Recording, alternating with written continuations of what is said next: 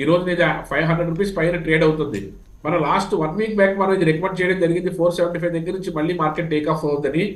ఇప్పుడు కూడా any dip you can buy 500 range లో మళ్ళీ బై చేస్తే, ఎందుకంటే దీని యొక్క ఎవ్రీ క్వార్టర్ రిజల్ట్ ఓరియంటేషన్ తోనే కాకుండా వాళ్ళ ఎక్స్పాన్షన్ కూడా, అంటే ఏదైతే కొత్తగా ఎండి ఎవరైతే సత్యనారాయణ రాజు గారు ఎవరైతే వచ్చారో అక్కడి నుంచి ఎండి చేంజ్ అయిన దగ్గర నుంచి కూడా కెనరా బ్యాంక్ యొక్క రిజల్ట్ కానీ కెనరా బ్యాంక్ యొక్క పెర్ఫార్మెన్స్ కానీ చాలా అద్భుతంగా ఉండడం వల్ల ఈ స్టాక్స్ లో మనం ఇన్వెస్ట్ చేసుకోవడానికి అనువుగా ఉండే స్టాక్స్ బ్యాంకింగ్ సెక్టర్ సంబంధించిన దాంట్లో, అది కూడా పబ్లిక్ సెక్టర్ బ్యాంకింగ్ సంబంధించిన దాంట్లో.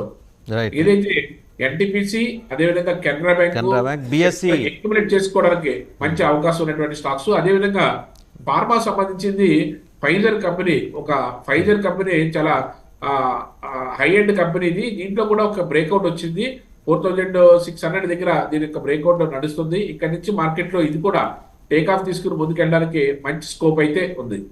అండ్ ఇంకొకటి కూడా ఉందండి, బిఎస్సి ఇండియా కూడా సజెస్ట్ చేస్తున్నారు. బిఎస్సి ఇండియా కొద్ది రోజులుగా స్తబ్దంగా ఉండి ఒక చిన్న బ్రేక్అవుట్ ఇచ్చింది. బిఎస్సి ఇండియా కూడా ఎవర్ గ్రీన్ స్టాక్ గా చెప్పుకోవచ్చు. ఎందుకంటే ప్రతి ఇయర్ కూడా 30 నుంచి 40% రిటర్న్ ఇస్తూ ముందుకెళ్తున్నటువంటి స్టాక్ ఇది. మనం చూసుకున్నట్లయితే లాస్ట్ అక్టోబర్ లో మనకి ₹1400 దగ్గర బ్రేక్అవుట్ ఇస్తే ఈ రోజు ₹2400 దగ్గర మనకి ట్రేడ్ అవుతుంది.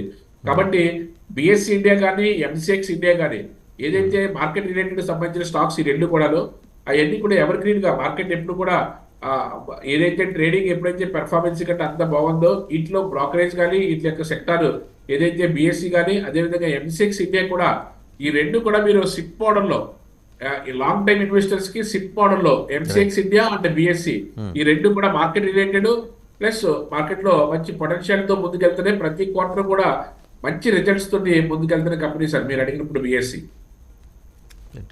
అలాగే ఏఐఏ ఇంజనీరింగ్, అది కూడా ఏఐ ఇంజనీరింగ్ నిన్నటి రోజున ఇంజనీరింగ్ సెక్టర్ సంబంధించిన కంపెనీ ఇది.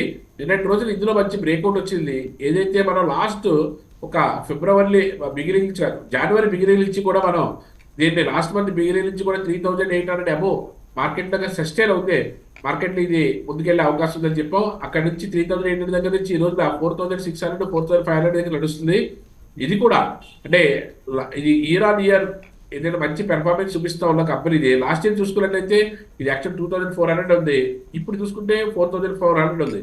అంటే ఆల్మోస్ట్ 100% రిజల్ట్ ఓరియంటేషన్ తో పనిచేస్తున్న కంపెనీ ఇది ఏఐఏ ఇంజనీరింగ్. ఇది కూడా మీరు ఇప్పుడు అడిగింది కూడా ఇది కూడా చాలా సజెస్టబుల్ కంపెనీ.